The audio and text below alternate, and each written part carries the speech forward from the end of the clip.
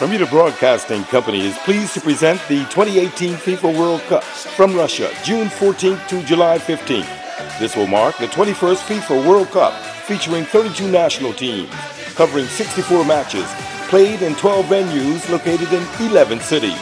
The final will be held July 15th in Moscow. Be a part of the history. You don't want to miss FIFA World Cup 2018.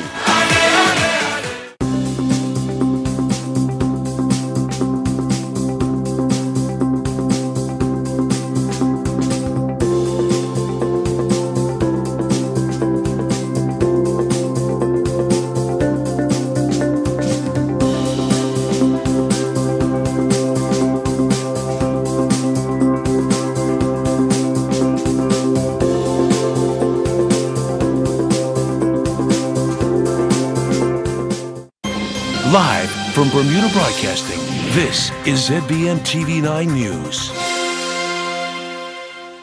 You're watching Bermuda Broadcasting News. It's Monday, April 2nd. I'm Jasmine Patterson, and thanks for joining us tonight. The caretaker of a dog involved in a recent pit bull attack has denied claims by the SPCA that the animal was the aggressor. He claims the dog is docile and acts as an unofficial therapy animal. Now he fears he may never get the family pet back. Gary Moreno has the story. Hyman Bartley is adamant that his dog Champ was not the aggressor in the unfortunate incident. An incident which he feels could have been avoided, but for the person walking the other dog, Bella, panicking at the sight of Champ coming toward them.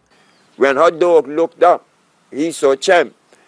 And I heard the lady shouting something, and what I said to her was, ma'am, even if you got a dog, long as you got control of your dog, Champ's okay. So by the time I got to her, both of the dogs was up on their back legs. And I'm saying, Champ, don't fight him, don't fight him. And her dog's growling, growling, growling. And then he leeches at Champ. So when he leached at Champ, all Champ done was open his mouth and caught him. Right?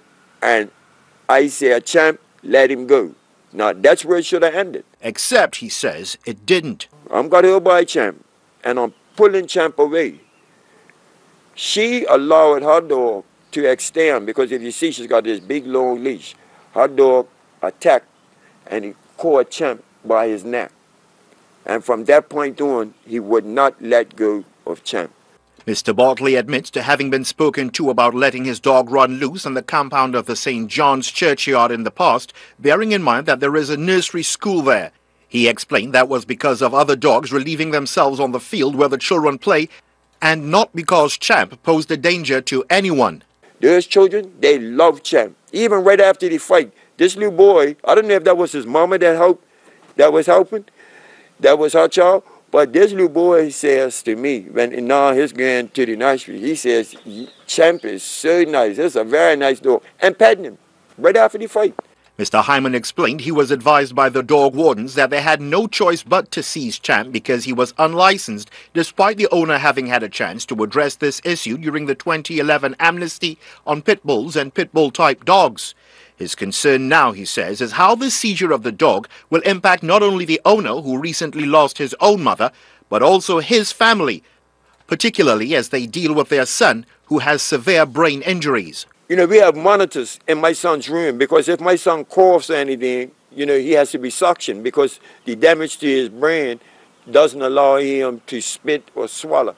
So we have to make sure it doesn't get on his lungs. I feel guilty sometimes, like thinking that maybe it's some of the bad things I've done in my life why my son is laid up, you know. But since I'm had the dog, I walk the dog, and then I go over there and I deal with my son. But, you know, the dog lives in the house, and to have that dog there with me every day has made such a difference. That dog has been such a big help. I literally cried like a baby. I was willing to let them lock me up, take me, you know, not the dog. I let the dog off the leash. Checks with the animal wardens confirmed that Champ was unlicensed and had to be taken away.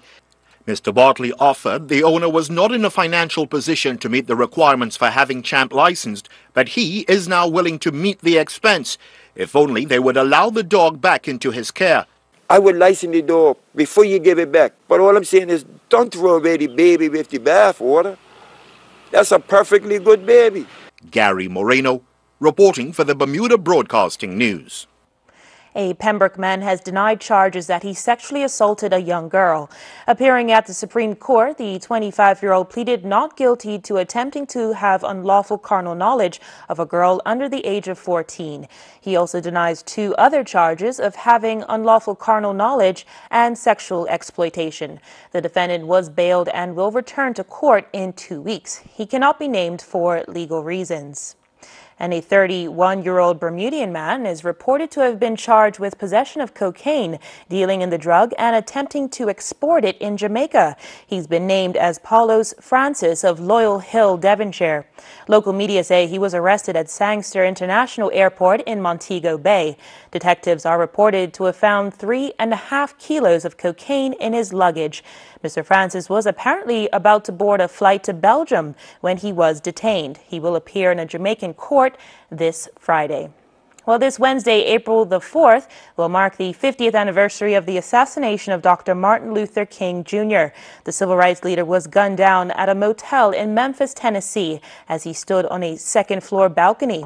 The anniversary will be commemorated here in Bermuda, with peace activist Glenn Fubler calling on people to turn out at City Hall on Wednesday from 12:30 to witness a special celebration of Dr. King's life. But my 4 little children will one day live in a nation where they will not be judged by the color of their skin, but by the content of their character. I have a dream today. Because, as you know, history is a part of a continuum. We're all a part of a continuum. And the legacy of King is a foundation for what we enjoy here in Bermuda. If you were to take 50 years ago, Bermuda had reached a particular point, but it needed to grow further. The Bermuda we enjoy today is the result of the bricks and mortar that have been laid over the years by a lot of Bermudians. However, it's been a global movement. This movement for social justice has been global. He inspired in ourselves, in the wider Bermudian community, and actually in other parts of the world. Very grateful to Glenn and his organization for awarding us this wonderful award, Martin Luther King Award. I will say that I've been here for a year at this organization, and indeed it is an opportunity for our young people in Bermuda to pursue dreams and to do things that they never thought they'd be able to do, is to be on the Spirit of Bermuda and learn how to sail and learn about our history and learn about all the beautiful environmental and learning opportunities that they have in such a beautiful island. Now, the 2 organizations that we have determined to highlight are 2 organizations that actually nurture that in our young people in the programs they have. That is the Bermuda Sloop Foundation, operating the sloop that they do. In addition, we will be highlighting the Chustick Foundation, another community organization, non-governmental organization. We'll have more news for you after this short break. Stay with us. Pumps make our world go. Cars, washing machines, oil rigs, submarines, all have pumps. The heart is a pump too, and like all pumps, it has parts that wear out and need to be replaced. But the heart isn't easy to get to. First, surgeons have to cut through a protective cage. But what if you could get to the heart the same way blood does, through an artery? Researchers at Columbia and Weill Cornell, working with New York Presbyterian, pioneered an artificial aortic valve that folds closed, like an umbrella. Doctors guide the valve through arteries to the heart, where it unfolds and goes to work. Techniques like TAVR may soon replace open heart surgery altogether. Patients could check in the morning and leave with a rebuilt heart the very next day. That's amazing. And it's happening right here at New York Presbyterian.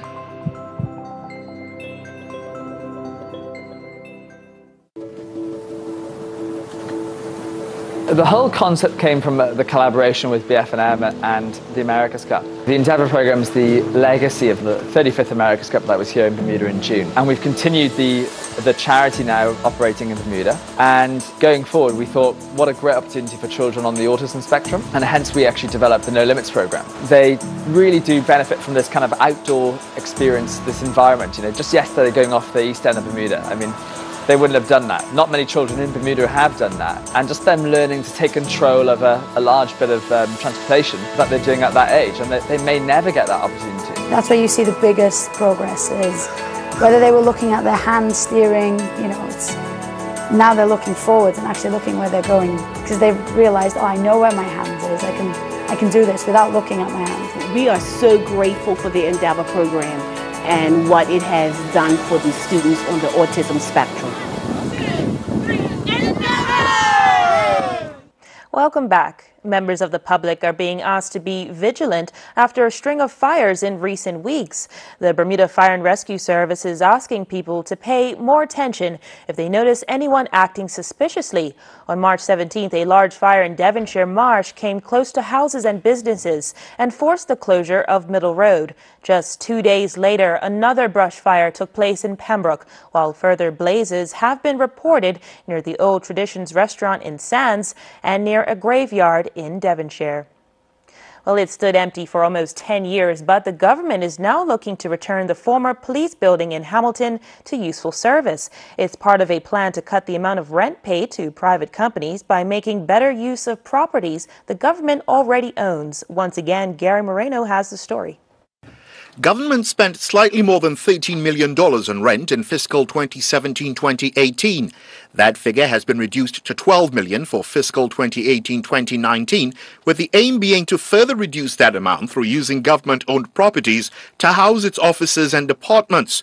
This means a new lease on life for the building, which has stood vacant for close to 10 years. We took money out of the budget this current year for the refurbishment of Allenhurst, which is the old Hamilton Police Station building, which is likely to afford us some opportunities going forward in terms of being able to expand the scope of government activities. We've been having some discussions in this current financial year, even though there's no money for next year, to be able to advance that project. In some ways, you should see in the next couple of weeks probably the building being gutted.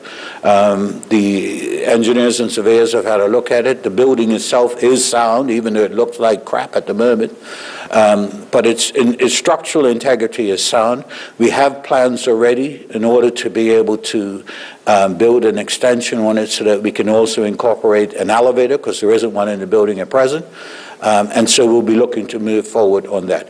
The structure has previously been described as a sick building based on high levels of mold contamination, which were partly blamed on at least one police officer developing serious health problems, for which he received more than $5 million in compensation from government. No doubt any renovations will have to take mold issues into account. It was only last month we reported the Ministry of Education Stores Department having to be closed down and staff relocated partly because of mold. At the time, we highlighted similar issues with the Ministry of Works and Engineering Stores Department. The minister assures, though, a fix is in the making for the latter. I expect that we will get permission and approval in the next 2 weeks to purchase the old Artemis building that was used at the Royal Naval Annex for the America's Cup. The plan there is to place half of that building at the quarry for new stores and, in fact, garages. The other half will go to Prospect, I believe, for other activities within the ministry. We have challenges in buildings just across the board. Colonel Burge also intimated modifications to government properties will also see updated and more efficient usage of space and improved furnishings, purchases of which have already been made. Gary Moreno, reporting for the Bermuda Broadcasting News. All my life is changing every day, in every possible way. Then I open up and see the person falling here is me. 'Cause you're a dream to me. Made with care, handled with care, delivered with care. That's what dreams are made of. Fresh Breath Dental is more than a dental office. It's a community dental office with wheelchair access, scholarship opportunities, community day free extractions, plus savings opportunities with $25 off through BIU and BPSU and referral award, and an $80 teeth cleaning as part of our transitional program. Because we believe when the community benefits, we all benefit, as a healthy mouth is a healthier you. So don't delay. Call 433-6825 or email info@fbdl.bm to schedule your appointment today at Fresh Breath Dental in the Cedar Park Center, Hamilton. Step into the next generation of sinks, faucets, tubs, and more with the bold look of Kohler. Choose from a range of whole room solutions or let an individual piece be your guide for a feel-good, look-good quality. Pure inspiration at your fingertips. Kohler's Next Generation Showroom at BAC. Today is World Autism Awareness Day, a UN-sponsored effort to raise awareness of the condition, which affects tens of millions of people worldwide. It's characterized by difficulties in communication and in forming relationships. While Tomorrow's Voices is a charity working to support children with autism. Our reporter Hal Davis met its co-founder Thea Ferbert and asked her how significant today was. Well, for Bermuda, it's very significant because it's the day that we celebrate those who are affected by autism, the families that are affected by autism, and the population of children and young adults that are affected by autism. It's a day that is significant in that we look to make sure that they are supported in any way with regards to education, support from a family orientation. So it's just an important day to recognize that they are great people and that we want to make them feel and be appreciated in this community. So how big a problem is autism in Bermuda? Well, there's not any specific statistics in Bermuda. We follow the 1 in 68 U.S. Statistics. So calculated from 0 to 18, that would be around 250 young adults with autism. And for the whole population, around 450 adults or people with autism in Bermuda. But a new drug may provide hope for some autism sufferers. The Montefiore Medical Center in New York says it's testing a compound which could treat some symptoms. Kenneth Craig reports. 15-year-old Marshall Scarpula is one of 3 children in his family with autism. His mother noticed some of the signs when he was 3 years old. His speech was delayed, and then the school brought it to my attention, too. Now, researchers at Montefiore Medical Center are studying whether a first-of-its-kind drug could make a difference for kids like Marshall. There aren't any approved treatments for what we think of as the core symptoms of autism. So all of the social difficulties and the repetitive behaviors and the ability to function in everyday life. I'm like forgetting something, I would write myself a note. Marshall is part of a nationwide clinical trial which includes 300 children and teens with high-functioning autism. Stop. Researchers are testing whether the drug, balovaptan, can help autism symptoms by preventing a molecule thought to influence social behavior from binding to brain receptors. Previous research on adults showed symptoms improved. Dr. Eric Hollander says this drug could be one piece of the puzzle. There would still be a need for things like speech therapy or occupational therapy, educational interventions, behavioral interventions. Marshall's family doesn't know yet whether he received a placebo or the actual drug. I have this thing that helps me keep on task. But his mother says she's seen a change in his behavior. It must be promising for you. Yes. Hopefully it gets approved and everything goes through and we'll have a medicine for him. A possible breakthrough for autism and a chance for a fuller life. Kenneth Craig, CBS News, New York. AccuWeather is presented by BF&M Insurance Group. We now go to AccuWeather headquarters. The BF&M Insurance Group is pleased to bring you tonight's AccuWeather forecast. I'm AccuWeather meteorologist Brittany Boyer. Hopefully you had a happy Easter. We've had some beautiful weather today, and it looks like it's going to be staying like that at least for the next couple of days. No major storms coming off the East Coast, so that's good news. Looking at the radar this evening, not a whole lot happening here. High pressure influencing our weather right now, and temperature-wise, actually a couple degrees above normal for this time of the year. Right now on the island, temperatures are sitting right around 70 degrees. degrees, humidity sitting at 62%. The winds are nice and light, and it looks like they're going to stay nice and light until at least Wednesday night into Thursday.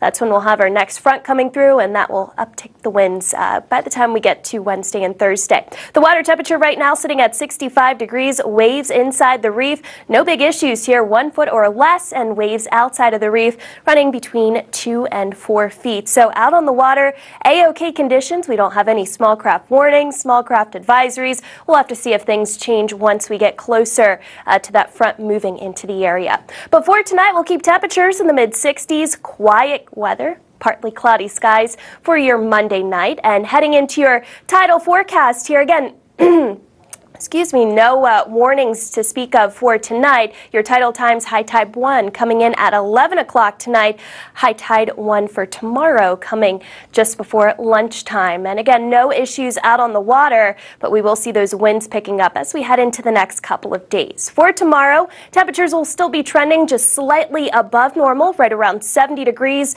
intervals of sun and clouds. If you didn't get outside to enjoy today, hopefully you can do that tomorrow. Overnight low temperature of 65 degrees for your Tuesday. And looking at our futurecast here, I know you can't really see the precipitation, but what you can make out is that dominant area of high pressure kind of just sitting right over us here into Tuesday. That's going to make for a nice day, even into Wednesday. Fairly quiet conditions, but you'll start to see the winds will be pumping in out of the south and west here as that frontal boundary gets a little bit closer, and that is going to kick up our winds Wednesday night, and certainly feeling it by the time the front gets here on Thursday. There will be a few spotty showers, but we're not expecting any significant precipitation later on this week. Now, we are going to have some wet times here if you're traveling Toronto, New York City, and Boston tomorrow. High temperatures in the low 40s, so still unseasonably cool toward the East Coast. Near 80 degrees in Atlanta for tomorrow, so feeling pretty nice there. Also feeling pretty nice here in Barbados, 84 degrees right now. A steamy 90 degrees in Trinidad. Taking you into the next couple of days with your extended forecast here. Quiet weather Tuesday and Wednesday. Wednesday night into Thursday, the winds pick up. We could see a couple of spotty showers early in the day on Thursday. And then behind that front, cooling off, but not a whole lot, with temperatures nice and comfortable. AccuWeather was presented by BF&M Insurance Group.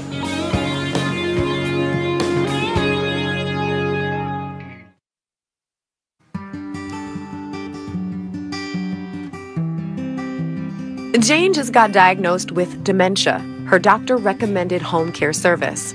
Jane chose Bermuda in-home care, a full home care service with certified dementia care specialists available 24/7. Jane and her family was extremely happy when the caregiver showed up on time. The caregiver prepared her meals, reminded her to take medication, helped her with personal hygiene care, and solved puzzles with her. The family chooses Lighthouse Medical Supplies to set up all her durable medical equipments. Call Bermuda In-Home Care, 705-4424. Your one-stop shop for all your home care services and medical supplies. Taking the hassle out of healthcare, call now, 705-4424.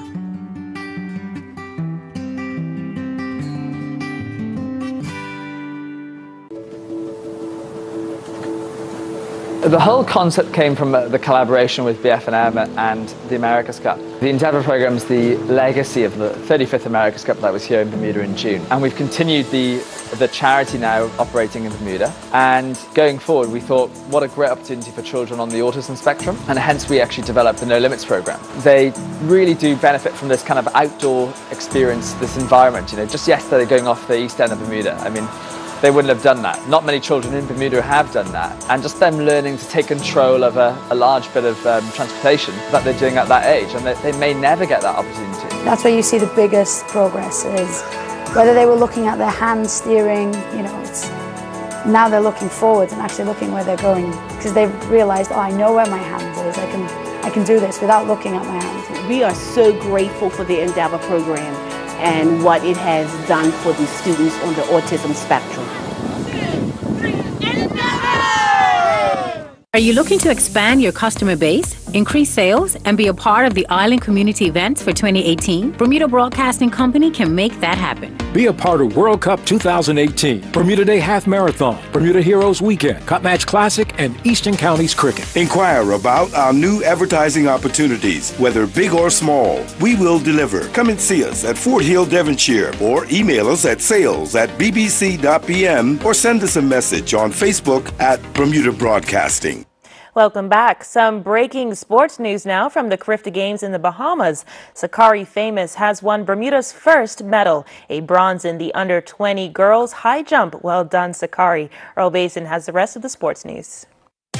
Bermuda's great start to the Carifta Swimming Championships 2018 continued as they claimed 13 medals over the first 2 days in Jamaica. They've also broken 4 Carifta records along the way. Elon Daly set a new Carifta record competing in the 11 to 12 girls 50-meter backstroke final, touching the wall in a gold medal time of 31:52. Daly would also set another Carifta record during the 11 to 12 girls 100-meter butterfly with a gold medal time of 105:98. Those 2 performances came on the first day. On day 2, Daly would claim 3 more gold medals and set 2 Carifta records. Daly would first claim the 11 to 12 girls 50-meter butterfly gold medal, stopping the clock in a new Carifta time. Daly would then claim her second gold medal in the 11 to 12 girls 200-meter freestyle, breaking Peyton Zaukin's record from last year. Daly's third gold medal came when she won the 11 to 12 girls 400 individual medley.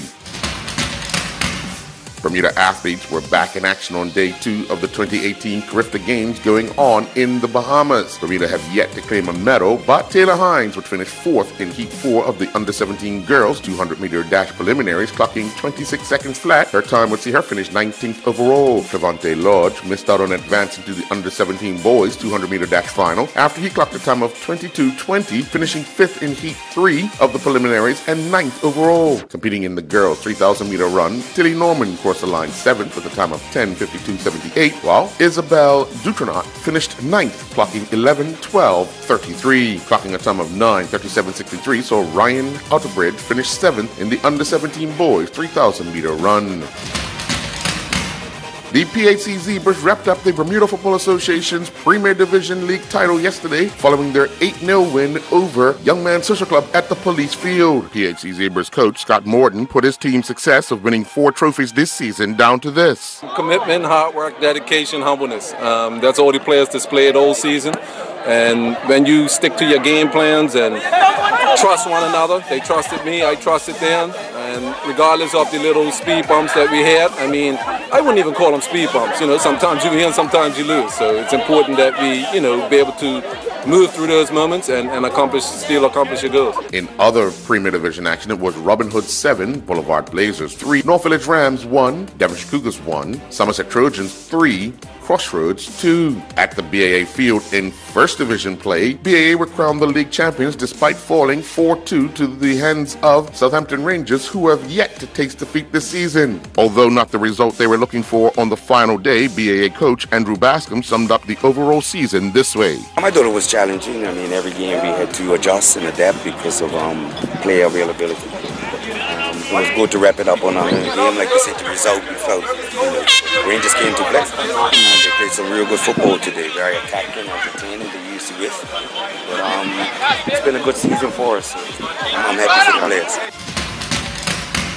Under ideal weather conditions, the final phase of the 2018 FEI World Jumping Challenge was held at the National Equestrian Center on Vesey Street on Saturday. It was plain sailing for Category A competitor Philip Correa and Emerson, who secured a score of 0 faults in a time of 1:21.72 seconds. Placing second was Dale Rochester and Carolina Gould, who had a score of 13 penalty fault points in a time of 1:34.76. In Category B, Casey Truen and Dalla Vega had a solid performance with 0 faults and a time of 1:26.21. Courtney Brumby and Worth the Wait captured first place in the very competitive C category division with 0 faults and a time of 1:17.79. Philip Correa and Hornelli jumped to second place with 0 faults, but they had a time of 1:30.74. Kayla Barjett and her new horse, Causing Chaos, placed third with a time of 1:23.68, but they had 4 penalty fault points. The 2018 Optimist South American Sailing Championships came to an end in Uruguay. 7 youngsters represented Bermuda. The 7 sailors included Sebastian Kemp, Christian Eben, Magnus Ringstad, Azai Smith, Laura Hopman, Nicole Stovall, and Rachel Betchard. In the girl fleet, Kemp finished 11th with 79 net points. Eben was 14th with 100 net points. Competing in the silver fleet, Hopman finished 17th with 174 net points. Smith was 24th with 185 net points, while Ringstad finished 27th with 198 net points. Betchard was 42nd with 232 net points, and Stovall finished 55th with a score of 283 net points. Meanwhile, for the 3rd year in a row, Paul Goodison of the UK has won the World Championship in the International Moth Class Association. Goodison achieved the feat yesterday when the final day of racing in the Bacardi Moth World Championships right here on the Great Sound was cancelled due to a lack of wind. The Bermuda boys national volleyball team began competing in the International Battle of the Boys belligerents in Atlanta. Playing in the boys 16-18 Pool B division, Bermuda went down in their opener in straight games 25-2, 25-14 to Sea Attack. They would then fall in their second game 25-23, 25-16 to the Triangle under 18 boys. The Bermuda team would then go down in the third match of the tournament, falling 25-17, 25-20 to the A-Town 18 Grey Boys team. I'm Earl Baisden with Bermuda Broadcasting Sports. That's all from us tonight. I'm Jasmine Patterson. See you tomorrow. Jasmine Patterson's wardrobe and makeup is provided by Gibbons Company.